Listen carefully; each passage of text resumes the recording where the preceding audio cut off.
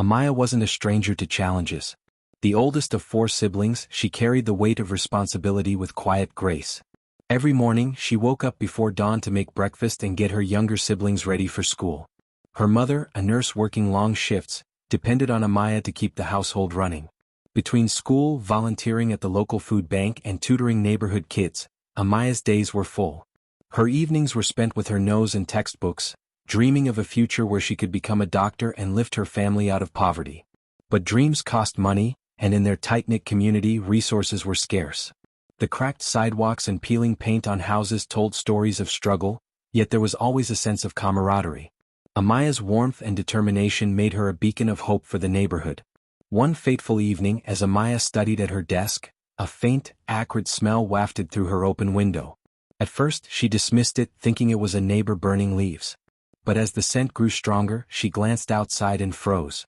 The night sky was ablaze with an orange glow. Mr. Johnson's house was on fire. Mr. Johnson, her elderly neighbor, was known for his quiet demeanor and love for gardening. He often exchanged pleasantries with Amaya and offered her advice about life and education. Her heart raced as she realized he might still be inside. She grabbed her phone and dialed 911, her fingers trembling. The operator assured her that help was on the way, but Amaya couldn't just stand by. With her mother at work and her siblings asleep, Amaya knew the risks of leaving the house. But the thought of Mr. Johnson trapped inside overwhelmed her fear. Without hesitation, she bolted out the door, sprinting toward the flames. The heat was intense as she reached the house. Neighbors were beginning to gather, but no one dared approach the inferno. Amaya hesitated for only a moment before pushing the front door open. Smoke billowed out, stinging her eyes and lungs. She dropped to her knees, crawling through the house to stay beneath the thickest smoke. "Mr. Johnson," she called, her voice hoarse.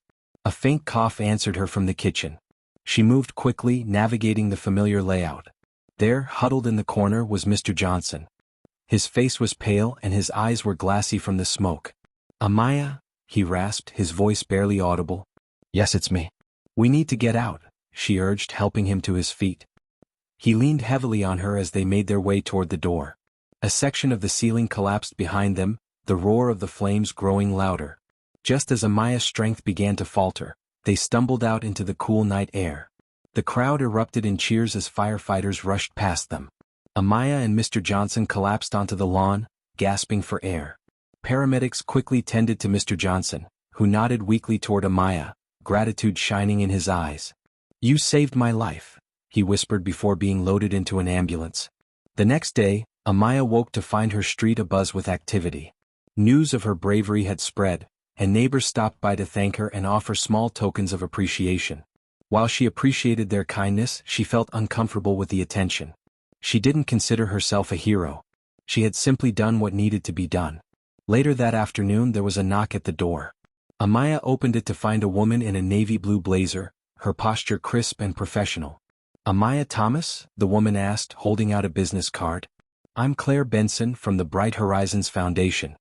Amaya furrowed her brow, wiping her hands nervously on her jeans. "Yes." Claire offered a warm smile. "I heard about what you did last night. Risking your life to save your neighbor, it's extraordinary. Truly." Amaya shifted uncomfortably. "I just couldn't let him die. He's part of this community." Claire nodded. "Exactly. And that kind of selflessness is what we honor. The foundation awards scholarships to students who demonstrate courage, leadership, and service. I'd like to talk to you about your future." The words hit Amaya like a wave. "Scholarships?" Her heart quickened. Could this be real? Claire continued, "We offer full rides to top universities, including mentorship, living expenses, the works. I think you'd be a strong candidate." Amaya glanced toward the small table in the corner of the living room, piled high with textbooks, bills, and unopened mail. For the first time, the dream that had always felt so far away suddenly felt within reach. "I'd like that," she said softly. Over the next few weeks, life began to change. The scholarship application process was rigorous, but Amaya poured herself into it with the same determination she'd always shown. Mr. Johnson returned home from the hospital, slower than before but full of gratitude. He planted flowers in his charred yard, insisting that beauty could grow from even the harshest fires. And Amaya? She kept waking up early, cooking breakfast and helping her siblings. But now, when she opened her textbooks at night, she didn't just dream. She planned.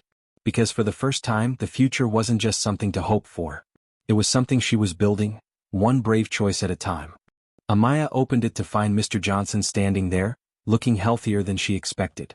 Beside him were two sharply dressed men holding briefcases. Amaya's mother appeared behind her, her brow furrowed with concern. "Mr. Johnson, are you okay?" Amaya asked. "I'm more than okay," he said with a warm smile. "Thanks to you. May we come in?" Once seated in the modest living room, Mr. Johnson leaned forward, his expression serious yet kind. "Amaya, I owe you my life. What you did wasn't just brave, it was extraordinary. I've been thinking a lot about how I can repay you." "You don't have to repay me," Amaya said quickly. "I'm just glad you're safe." Mr. Johnson chuckled softly. "That's exactly why I want to help you. You didn't hesitate to risk your life for mine. I need you to know something about me." He paused, glancing at the two men beside him. "I've lived a simple life here, but before I retired, I ran a successful business. When I sold it, I made more money than I could ever spend in a lifetime." Amaya's eyes widened. Mr. Johnson had always seemed so unassuming. She never would have guessed he was wealthy. "I've decided to use some of that wealth to help you achieve your dreams," he continued. "These gentlemen are my lawyers. We've set up a trust fund that will cover your college tuition, living expenses, and anything else you need to become a doctor." Amaya's mouth fell open. "I don't know what to say." "You don't need to say anything," Mr. Johnson said. "Just promise me you'll use this opportunity to make the world a better place." Tears streamed down Amaya's face as she nodded. Her mother, sitting beside her, wiped her own tears and hugged Amaya tightly. "This is a blessing, Amaya," she whispered. "Don't let pride get in the way." Over the following weeks, Amaya's life transformed. The trust fund allowed her to focus on her studies without worrying about financial burdens. She received invitations to speak at community events where she inspired others with her story of courage and determination. Despite the newfound attention, Amaya remained humble. She continued volunteering at the food bank and tutoring younger kids in her neighborhood.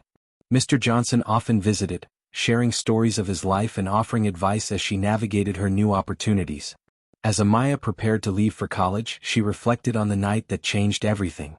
Her act of bravery had not only saved a life but had also opened doors she never imagined possible. With Mr. Johnson's support and the love of her community, she felt ready to face whatever challenges lay ahead.